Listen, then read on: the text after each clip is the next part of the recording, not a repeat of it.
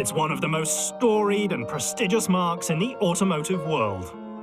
Rolls-Royce's history is of being the best. A name so impeccable, it's commonly used to describe the finest things in life.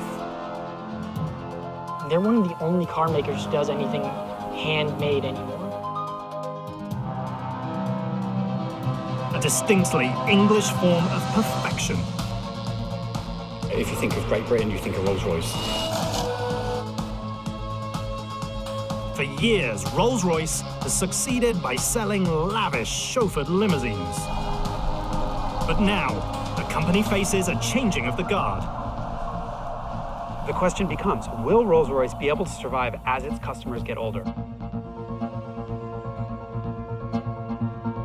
The brand's answer is to reach into their illustrious past for a touch of sport. It's the ultimate gentleman's GT, the most luxurious way to get from A to B.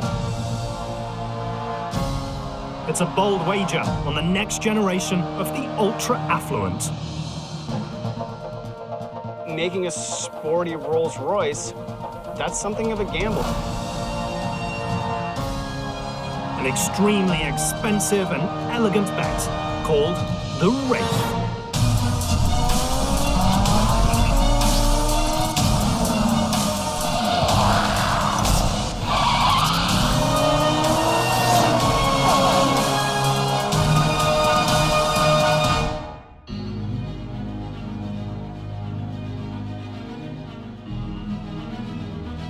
It's a handcrafted masterpiece featuring exotic wood, sumptuous leather, and illustrious paint. A grand touring machine built to the highest standards, yet capable of going from 0 to 100 kilometers an hour in close to 4.4 seconds. And it's a machine that starts life at 245,000 euros and seldom ends there. The Rolls-Royce Wraith. The most powerful machine to ever be adorned with the Flying Lady, and a vehicle that aims to be driven. It's not the 1930s or 40s anymore. The richest of the rich don't necessarily always have drivers. They don't necessarily want to be chauffeured. Sporty and luxury tend to be on opposite ends of a spectrum. You get one or the other. Extravagant limousines have kept the brand in business, but with their core buyers aging, the company needs to hook the next generation. The Wraith is a little bit of a risk because it steps away from traditional Rolls-Royce values. A risk worth taking to ensure the survival of perhaps the most famous icon in British motoring. Wraith walks a fine line there that it still looks like a Rolls-Royce. It's got the proportions, it's got the presence and the elegance. It has all of the handcrafted wood and leather and all of the features, everything you expect from a Rolls-Royce. It just happens to go around a corner a little better. Whether it's going around a corner or flying down a straightaway, seeing any Rolls-Royce is an extraordinarily uncommon event. A Rolls-Royce is a very rare and precious thing. When you look at our sales figures last year, it was just under 4,000 cars. 4,000 brand new machines sold in 50 markets on a planet with a population of over 7 billion people. It's an occasion just to see one go by. That occasion begins at the Goodwood estate in southern England, inside the Rolls-Royce complex. It's ultra-modern, environmentally friendly. We're very fortunate to be here in the Goodwood estate. The amazing thing about this place is you wouldn't know it was here. Unless you're physically here, you can't see it. You may not be able to see the facility from the street, but there's plenty that stands out.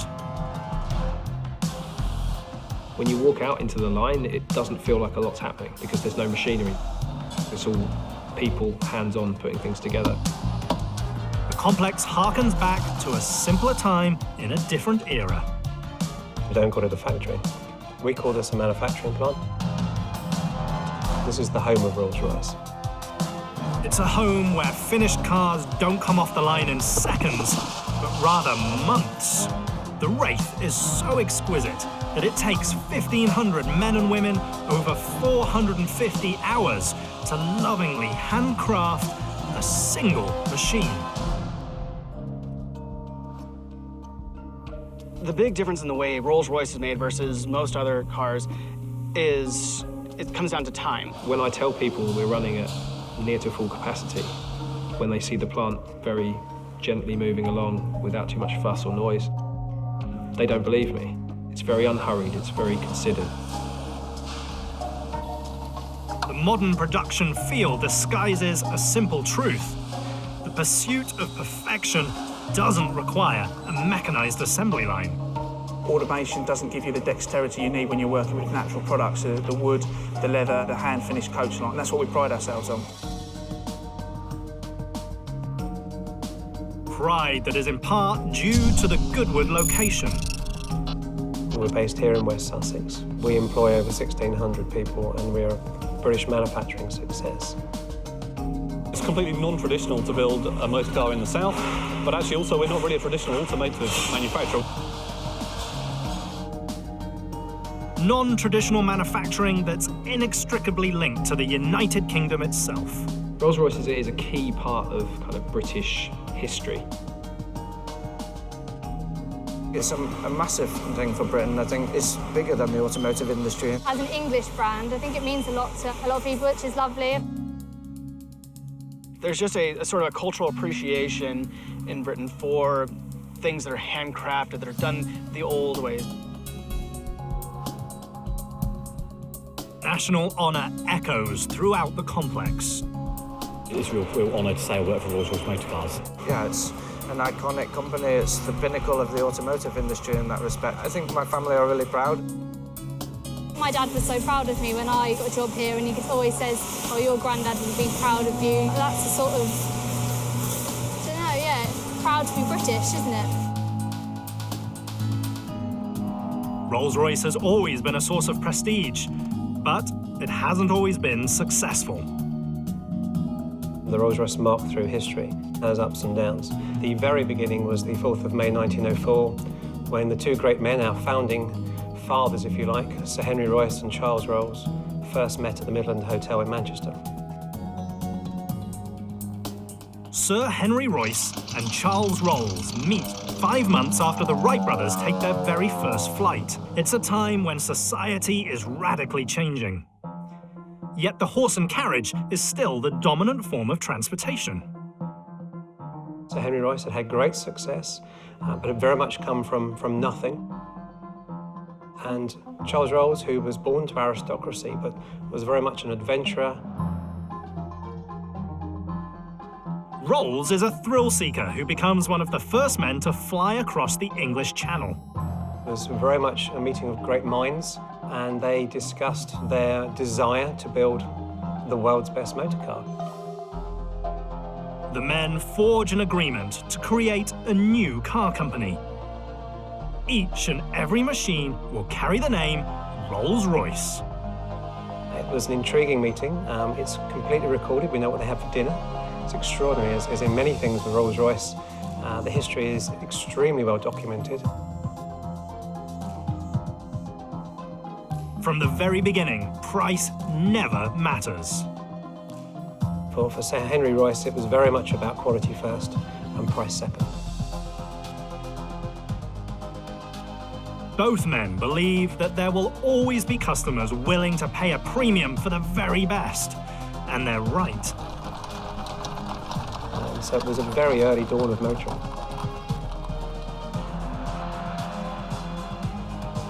Like many first-generation technologies, early automobiles are extremely expensive.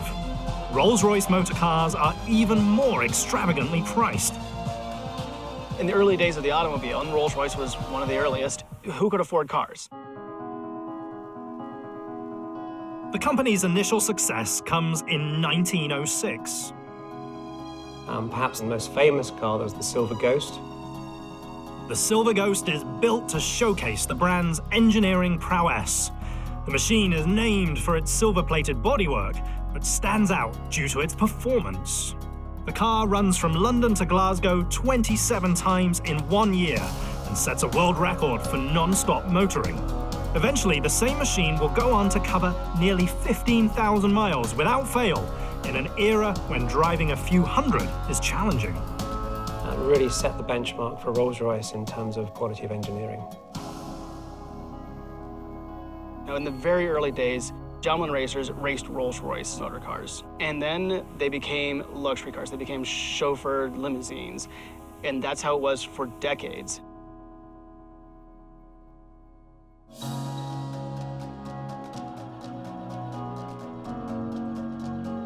The astonishing cost helps the company become a global brand before anyone even knows what going global means.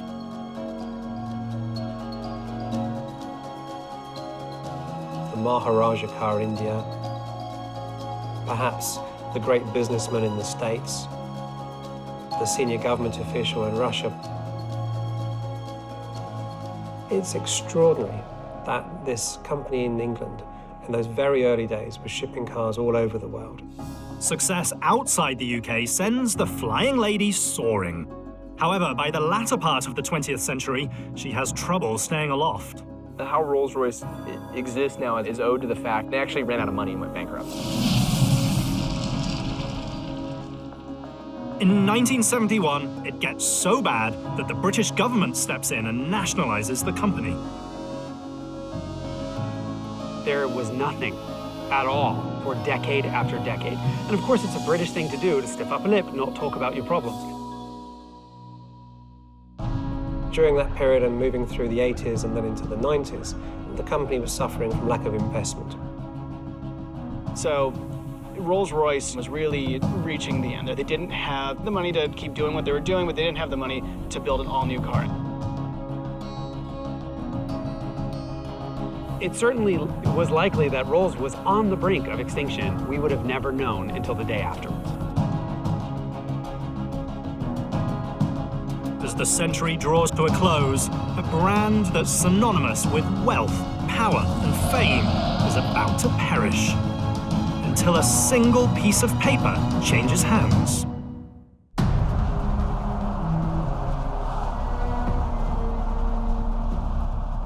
In the early 90s, Rolls-Royce is in peril. The brand has survived 2 world wars, bankruptcy, and government nationalization. Yet once again, it stands on the edge of the precipice. Unimaginable. To think this might not have existed would have been a little bit scary. I think the last 20 years of the automotive industry have proven over and over again, brands that we couldn't conceive of living without have gone. By the mid-90s, the unthinkable happens. Rolls-Royce is put up for sale. It's an enormous turning point in the history of Rolls-Royce. In 1998, BMW acquires the marque for £340 million. All they get in return is a name. What BMW had bought was effectively a piece of paper. There was no manufacturing plant, there was no workforce, no dealing network, no design. It was perhaps the greatest adventure in automotive history.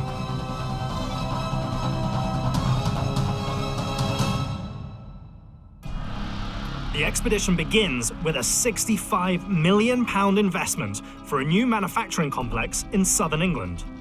We were starting from scratch. There wasn't a direct Rolls-Royce labour pool ready to come in and start working. The factory's strategic location near the sea offers a unique artisanal advantage. One of the reasons we're based in Goodwood was a strong link with the boat building industry. We're right next to the sea. What do we make around here? We make boats, yachts, superb interiors. A strong concentration of craftsmanship is vital when you're rebuilding an icon of England from the ground up. There were 100 years of history and 100 years of expectation sitting on BMW to create, to rebuild, to rebirth, if you like, the renaissance of this incredible company. To BMW's credit, they really committed. The commitment is costly. Over the next decade, BMW injects over 1.4 billion euros. The result is the first brand new Rolls-Royce in years, the Phantom.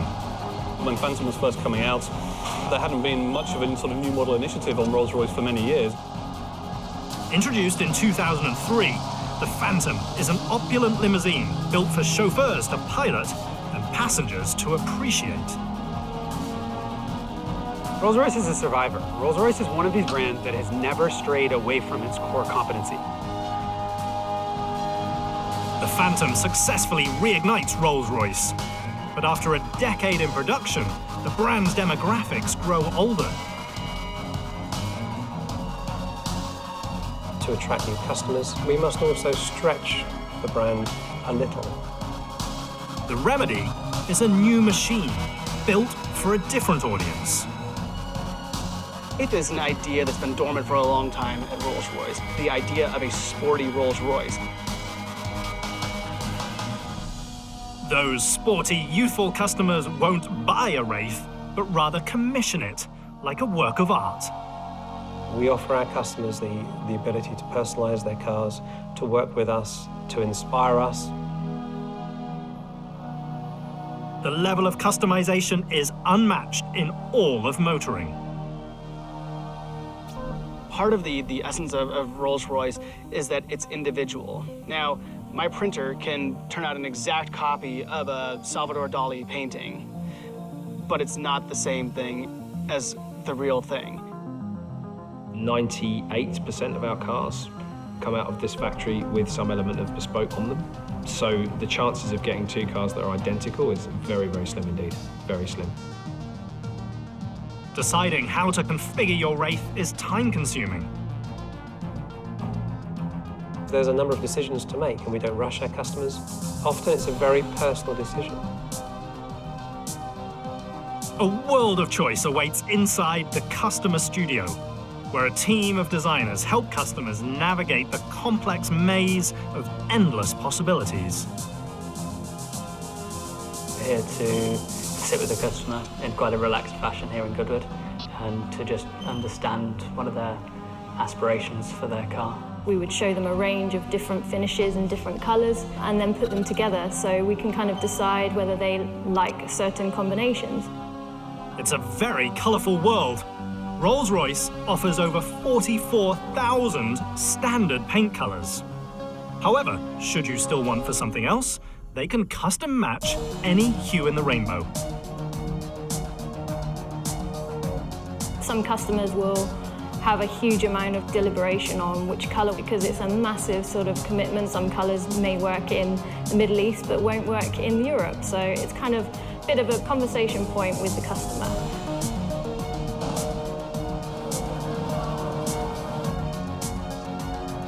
The room's colourful demeanour is perhaps only bested by the nearly limitless interior appointments.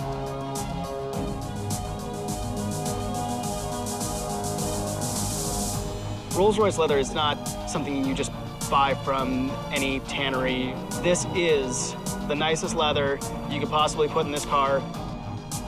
The fabulous leather is often complemented with splendidly fine woods.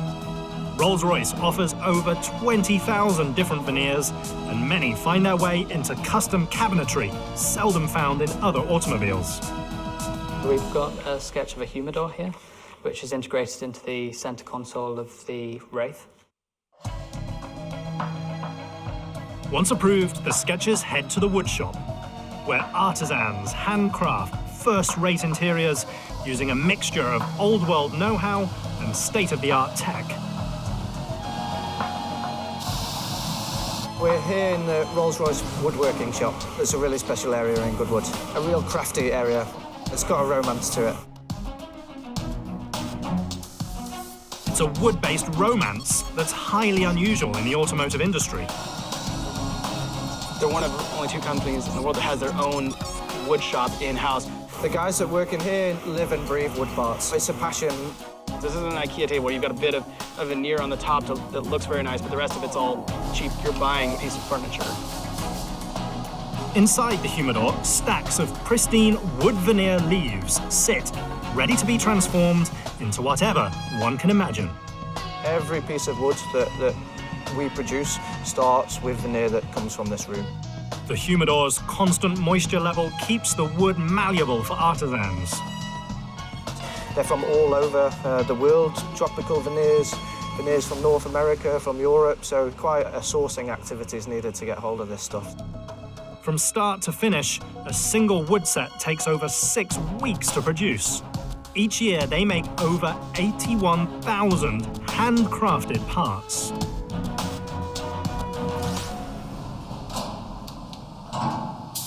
We're just outside of the humidor now, and basically this area is where we prepare the veneer through the next phase.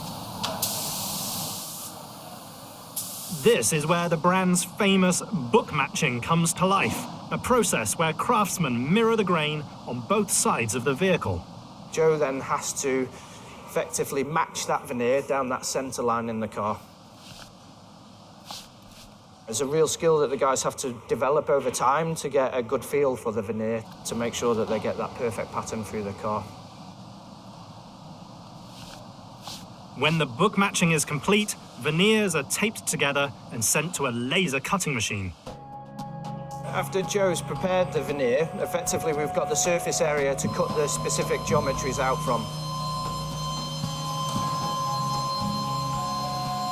Finished panels look like solid wood pieces, but they're actually built up of over 30 layers of different materials due to safety regulations. The fact that you can't have solid wood in the car, God forbid there's an incident in the car, rather than the material breaking and causing damage to the occupants, it deforms. There's a lot of challenges to overcome with getting some of these materials in the cars, which makes the craftsmanship even more impressive. In another part of the wood shop, the remaining layers are assembled. So what Tony's doing here is he's selecting the individual layers of that substrate part that will be pressed together in our press. We've got glue sheets, we've got aluminium layers. There's a lot of complexity in this job. During each loading cycle, the timing must be absolutely perfect.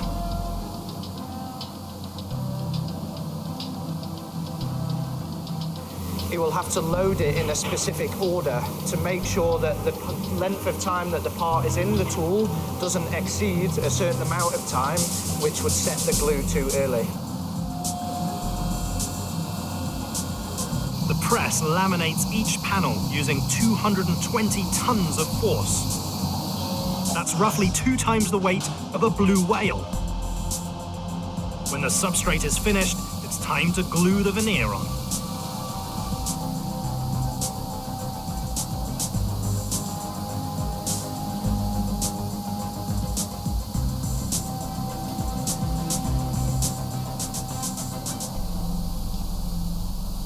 What Paul's doing here is getting the veneer ready to be pressed onto the substrate part that you would recognise. He'll apply a glue layer to the substrate, put the veneer onto it, and then we'll use the membrane press to apply pressure and heat to make sure that the face veneer sticks to the substrate part. So the heat is applied from the lower bed, but effectively the membrane is pulled down over the part, and that's the top pressure that's applied onto the part to set the adhesive. Between the pressure and the temperature, it's around 70 degrees and about 1 bar of pressure, and those parts will stay in there for about 30 minutes. Then a talented craftsperson trims the excess material. As you see, he's trimming the excess material off, taking great care to make sure it's not damaging the A-surface, and he's working with the part then to get that final shape. If there are any repairs to make, artisans will cut small slivers from the remaining veneer sheets and delicately glue them into place.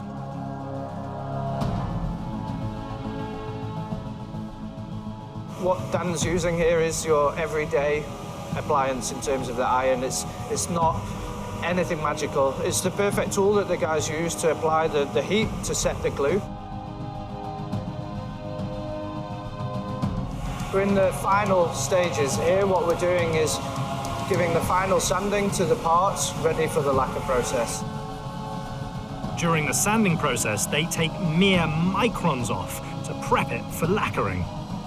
Finally, the pieces and panels are sent to the lacquering department, where they add less than 2 millimeters of clear coat.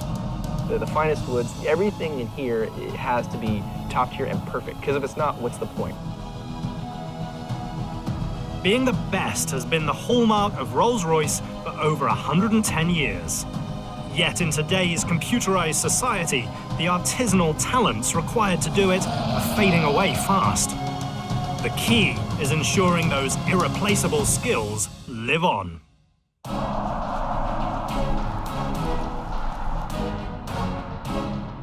Rolls-Royce has been hand-building remarkable automobiles since 1904. Rolls-Royce is one of these companies that's been laser-focused on its mission, which is, we want to make the best car. The single-minded, some might even say obsessive approach to luxury car crafting is both time-consuming and expensive. At no time, now or in the past, has Rolls-Royce said, just make it cheaper. Doesn't exist. If you own a Rolls-Royce, you have really made it.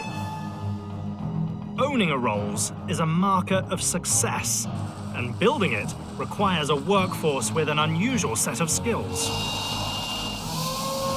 So that challenge is maintaining the real detail and craftsmanship within our product. To keep that expertise going, the brand creates an apprenticeship program. Each year, they offer 17 young adults the opportunity to learn the art of traditional coach building.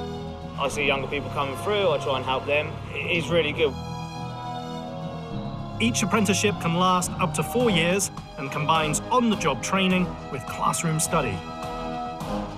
They're the future, so you need to relay the information that they need to help them for their future. For the future of Rolls-Royce as well. It's an exceptional way to give back and to ensure the continuation of a certain way of life. Me, when I was an apprentice, I didn't know nothing. I'd come straight from school. I wouldn't be where I was now if it wasn't for all these guys working around me, passing all their knowledge on to me.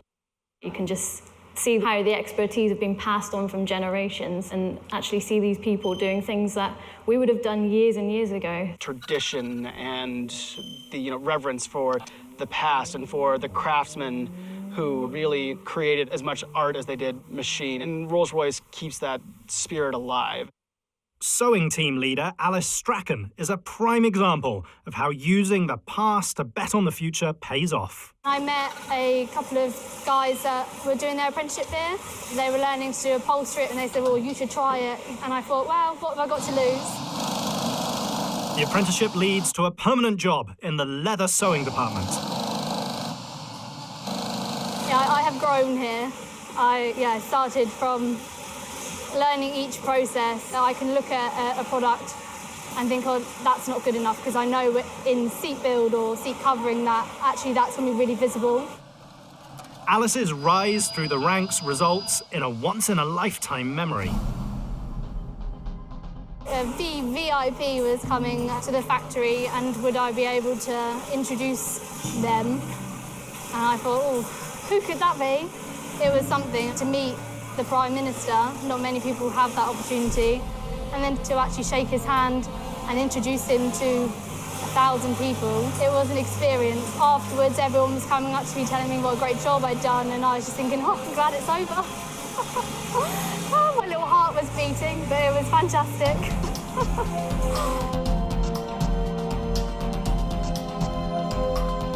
The leather department's goal is to make every second spent inside the cabin feel special. We're at the beginning of the process where we start to make that really special interior made out of the best leather in the world. So this is pre-inspection, and I think what you'd notice immediately is just the colour range that we offer. And these are the standard colours. We've got some great colours. We've got Arctic white, a real contrast, really popular in the Middle East areas, really fantastic. But then some of the more classics, ardent red, really strong, deep colour, that again, really shows some of the contrast that you can pick out. The first step in the process is looking over the hides. And we inspect each hide with a 10% stretch to that hide, so we can really see any natural marks or any included marks through the leather production process. They spread the leather out on an air cutting table and digitally lay out templates for all the panels. Many places do this with a camera and an automated process. They lay the high down on the table. Well, our view is the best camera you can buy is the human eye. There's more pixels to the human eye than any other camera. It takes 17 days and 18 hides to make just one Wraith interior. We've selected all the panels, cut them, prepared them, and then some further skill is added. This is where the sewing team provide their real craftsmanship, their touch, to bring those panels together in the most exacting, the most precise manner.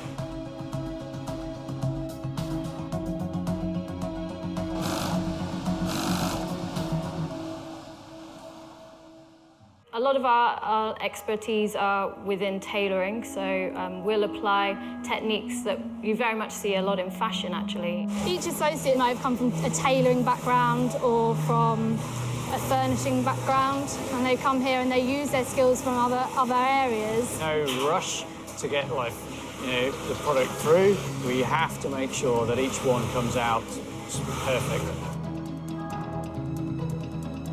The leather shop is the opposite of today's high-tech, highly automated culture. The level of detail and handwork required to bring an interior to life is remarkably similar to how Charles Rolls and Sir Henry Royce would have done it.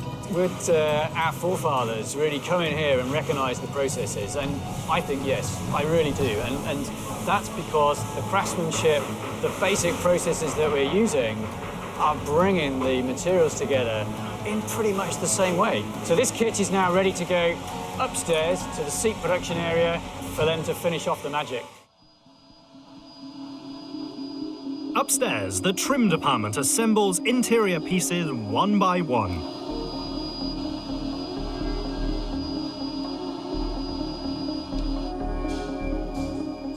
Metal frames are wired.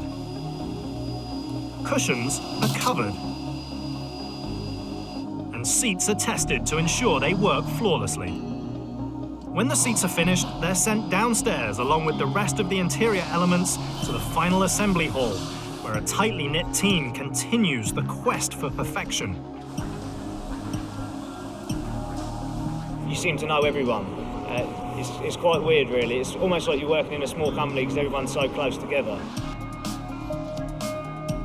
It's a small company feeling born out of small batch production.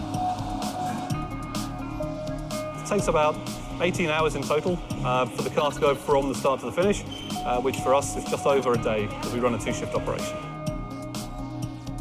Painted frames enter the line at the rate of around 1 an hour, but they're seldom rushed.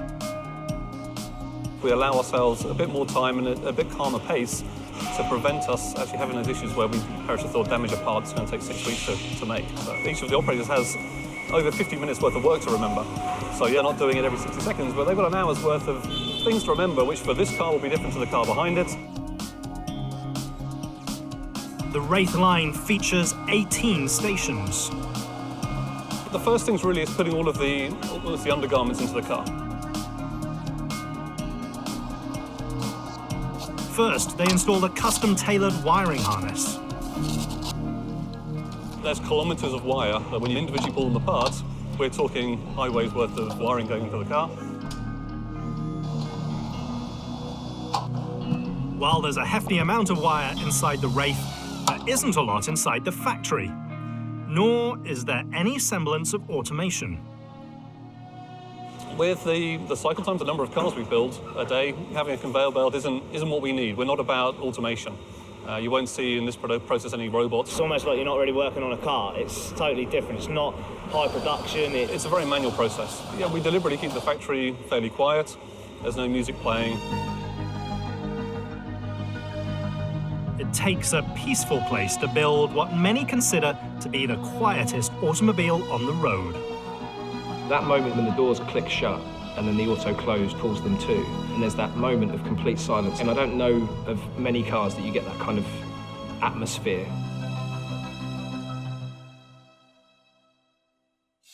An extreme amount of sound-deadening material creates the silent sensation. When you're inside, you're cut off from the rest of the world. It's a lovely environment. And to get that, we put a lot of different types of sound insulation in the car. Different weights of sound insulation will stop different types of noise.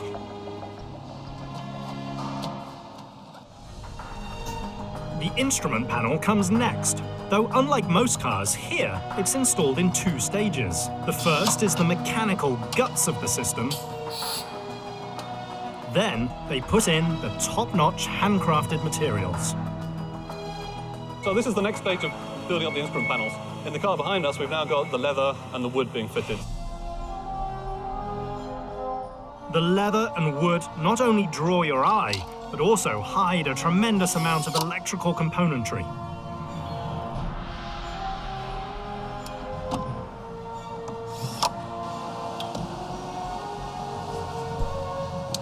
One of the things you really notice is how hidden everything is.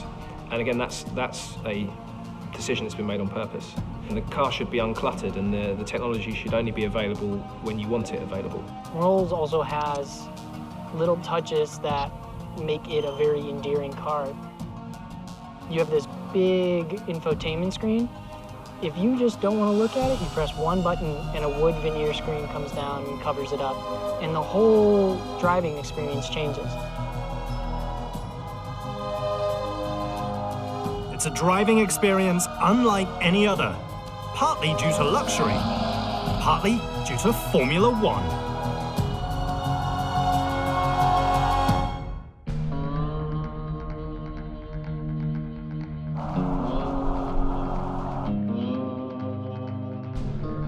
At the Rolls-Royce complex in Goodwood, England, artisans have spent hundreds of hours ensuring only the finest pieces go into a new Wraith. Yet hidden beneath the lavish materials is a highly sophisticated machine. You sit inside a Rolls-Royce, you're seeing handcrafted wood and the finest leather that's been hand-stitched and all these things, and all the computers and things are hidden. Some of those computers run the 8-speed transmission, a gearbox that holds a surprise. It can actually think on its own. Rather than have the gearbox purely just keeping up with the speed of the car, it's also reading the road ahead, so it knows the corners that are coming up and it knows what gear to set the car for. The satellite GPS-connected transmission is an industry first and based on BMW's Formula One technology. If you're coming down a straight road and there's a perpendicular junction in the road, if you have your turn signal going, the car knows you're going to make a left turn. So it makes sure it holds the correct gear rather than maybe going into a higher gear that it would otherwise have for that straight piece of road. The transmission is pre-assembled in the drivetrain sub-assembly area, where 2 workers bolt the Wraith's running gear to the massive 6.6-litre twin-turbo V12 engine. This is our 6.6-litre twin-turbo V12 that powers Wraith. It's an impressive engine, and it's actually quite a tight fit as well. We have very tight tolerances, and when the engine actually goes to the engine bay, you're looking about 3/4 of an inch either side. Every hour, a completed drivetrain is sent to an eagerly awaiting Wraith. The whole marriage process using 16 fixings taking about 6.5 minutes. The installation of the most powerful Rolls-Royce engine is both smooth and easy, just like driving the machine. A Wraith has a driving experience that's just unlike anything else. The way the engine delivers power, the way the ride quality feels, the way the steering feels.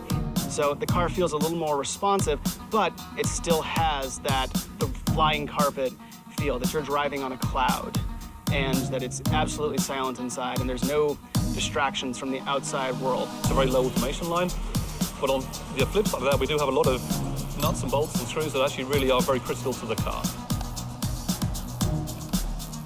Some of those nuts are used to install the high-tech air suspension system. There's 2 elements for that. One is the sensing, so something that can understand what the wheels are doing, and then the other part is actually the air suspension units which are in the body. The air suspension reacts almost instantaneously. It makes adjustments 60 times a second. So if you were to take yourself from the passenger seat on the left rear side and jump across to the right-hand side, the car's already sorted itself out by the time your backside hits the seat. While occupants are isolated from the majority of the high-tech systems, there's one star that stands out. Okay, this is the creation of our Wraith Starlight headliner. So this is one of the a real popular feature for our customers in the car. It gives them that starlight twinkle effect in their roof. It takes 1,340 fiber optic cables to replicate the night sky, and over 14 hours. You must be very accurate and patient, because these holes are very, very tiny, and you're using drill bits like it's 0.8 millimeters, so it's very, very special. They are delicate, very delicate. If you bend them too far, they'll break. You've got to be careful cutting them so that you don't, when you're cutting them, you don't cut the leather. The headline's the last thing you want to do. All that twinkle adds up. The bespoke Starlight option adds over 11,000 euros to the sticker price. This is one of those things that if anyone else did it, it would be a kitschy gimmick. When Rolls-Royce does it, it's fabulous. It is so cool, especially the fact that you can determine what stars are over your head. Come on, that is the coolest thing in the world. They swing the seats into place before bolting on the Wraith's rear-hinged coach doors. A lot of people call them suicide doors, which is not brand appropriate. The doors are a piece of jewelry, right? It's totally unnecessary. You could have a regular door that opened in a regular way, but you could also have a regular car, right? Custom Cannondale wood panels feature the largest veneer in the automotive industry. They're substantial doors. One of the first things people do when they get in the car is reach to close it. You don't have to do that, they're all power closed. And I love the fact that they have a little button that you can press that swings the door in so you don't have to reach out and grab it, because that would just require too much work than you should possibly ever exert in a Rolls-Royce. As the interior takes shape, a craftsperson installs the signature steering wheel. I love Rolls-Royce steering wheels. They're simple and thin-rimmed. There's something super elegant about this thin steering wheel with knobs on the back. The tactile sensations in a Rolls-Royce are fantastic.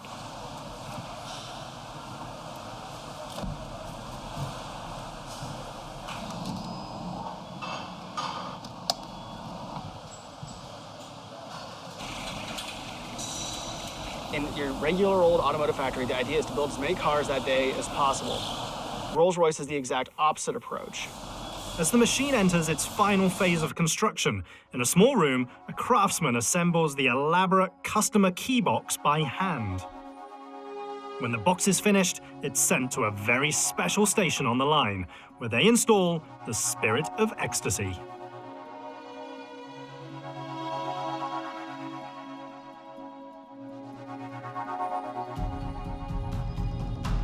So we put the Emily on here, which everyone loves to see, obviously. The Spirit of Ecstasy goes on the front. You know, it actually looks quite simple, but you have to know a few bits because it's so easy to damage. I said even to my wife, every single Royce last 5 years always has my Emily. So that's a very good feeling, I have to say. Something else that really good happens here is it's the first time the car's ever driven, which is another thing that we love to be part of. First time you hear the Rory engine. After a new Wraith is fired up, it's time to test it out. A process that is 6 times longer than it takes to build the machine. Take it into wheel alignment, where we just check all the alignment and geometry of the suspension. Next, our vehicles move forward into a driver assistance systems check. After that, we move the vehicle into a pre-rolling road inspection. Then we put our cars into a rolling road, doing a full driver simulation, making sure that the functionality of the car there, ABS braking, kick down of the gearbox, is as we expect. There is a lot of responsibility there, because if we were to send something on to our customer that didn't meet or exceed their expectations, then you've lost the Rolls-Royce brand. It's all about perfection.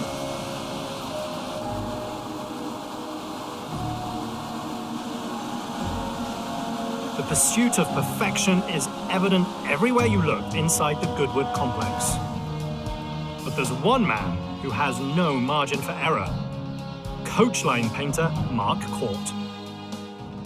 Coachline means I put a highlight line on most cars, as you can see from the one that's with us now.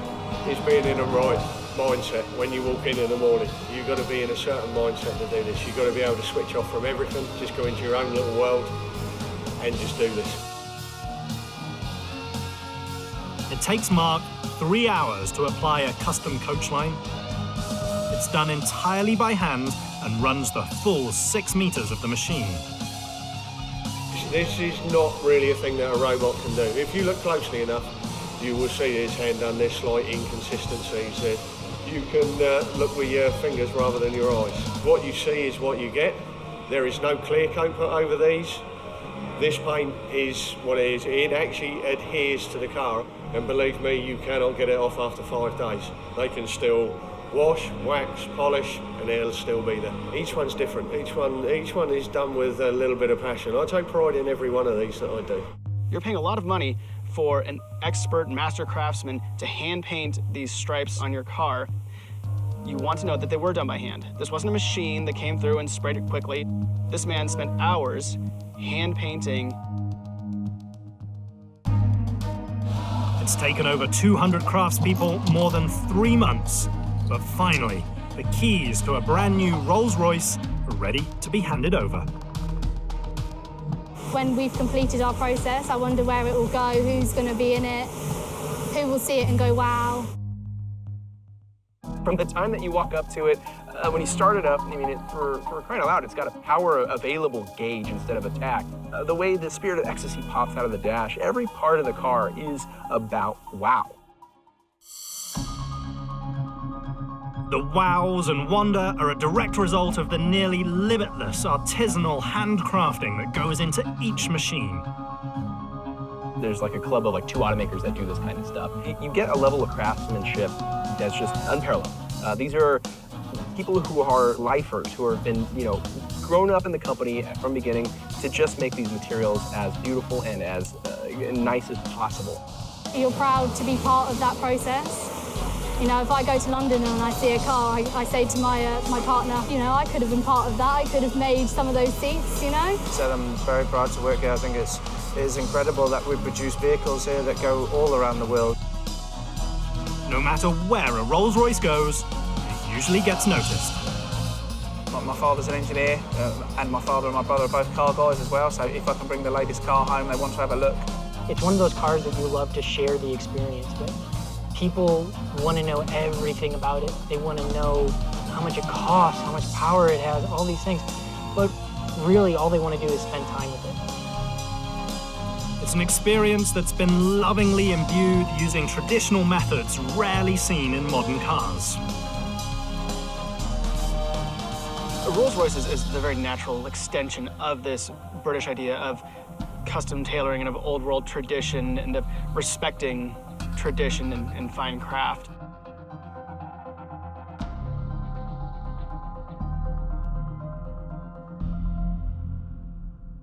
From its silhouette to its badging, you're looking at something impressive. To see one and to actually experience one is very rare. When you roll onto that accelerator, it's like this gentle, quiet wave of torque is just urging you along, but in the softest way possible. And it feels really good. Seeing one is extremely rare. Owning one is even more exclusive. And for over 110 years, the Flying Lady has stood for the very best. The Wraith was an admission that, hey, there are people who have the financial means to drive these cars, who want to drive them themselves. What it's done for our brand in real terms is massive. So 5 years ago, our age demographic was 53 years old average. It's now 45. It's one of the most luxurious automobiles that money can buy. Built from a brand that nearly faded away. And a machine that could only come from the most famous icon in British motoring. The Rolls-Royce Wraith. Any Rolls-Royce is a precious jewel in the automotive ocean. It is exceptional, it is unique. And if we look through the cars that have been built through history, more than 3/4 are still here today, exceptional. It is very much about taking those cars forward for future generations.